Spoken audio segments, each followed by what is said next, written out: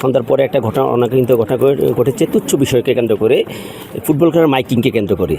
তো তাৎক্ষণিক আমাদের পুলিশ আসছে, এসে পরিস্থিতি নিয়ন্ত্রণ করেছে। আমরাও এলাকার যারা নেতৃবৃন্দ আছে এবং বিভিন্ন রাজনৈতিক দলের নেতৃবৃন্দ তাদের সাথেও কথা বলেছি।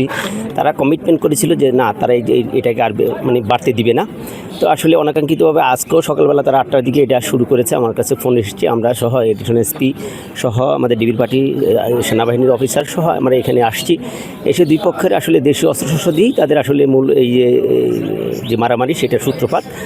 তো এক পর্যায়ে আমরা আমাদের বিভিন্ন ডিবির পার্টি নিয়ে আসছি, পুলিশ লাইন থেকেও অফিসার নিয়ে আসছি, তারপর র্যাব আসছে, সেনাবাহিনী আসছে। তো সবারই অংশগ্রহণের মাধ্যমে এলাকার নেতৃবৃন্দ আছে কিছু, তাদের সহযোগিতার মাধ্যমে আমরা পরিস্থিতি নিয়ন্ত্রণ আনতে সক্ষম হয়েছি। তো বেসিক্যালি খুব একটা দ্বিপক্ষের দেশীয় যে ইটের আঘাতে কিছুটা হয়তো কিছু লোক আহত হয়েছে। এছাড়া কোনো দোকান বা অন্যান্য বড় ধরনের কোনো ক্ষয়ক্ষতি আমরা এই পর্যন্ত আমাদের পরিলক্ষিত হয়নি। তো এখনও পরিস্থিতি শান্ত আছে। আমরা উভয় পক্ষের সাথে আলোচনা করতেছি বা পরিস্থিতি কী করে নিয়ন্ত্রণে আনা যায় সেভাবে আমাদের তৎপরতা অব্যাহত আছে। একটা বিষয় হচ্ছিল যে সকাল 7টা থেকে নাকি সংঘর্ষ শুরু হয়েছে এবং গতকালকে হয়েছে।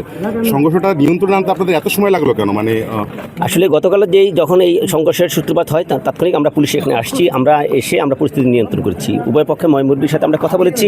তারা আমাদের কথা দিয়েছিল যে না, তারা আর কোনো সংঘর্ষে জড়াবে না, তারা বসে এটা সমস্যার সমাধান করবে। কিন্তু হঠাৎ করে আজকে সকাল 8টার দিকে যেটা আমরা শুনেছি যে ময়মুরবির কথা যারা ইয়ং ছেলেপেলে তারা শুনেনি, তাদেরকে ভায়োলেট করেই তারা আসলে এই নিজেদের মধ্যে এই সংঘর্ষের সূত্রপাত করেছে। আপনাদের কি প্রথম দিকে ফোর্স কি কম ছিল যে যার কারণে আপনারা একসঙ্গে যেতে পারেননি? আসলে দুই পক্ষের লোক এমনিতেই বেশি ছিল। তো আমরা আমাদের স্ট্রেংথ বাড়ানোর জন্য আসলে আমরা এই কী বলে পরিকল্পনাটা নিয়েছি।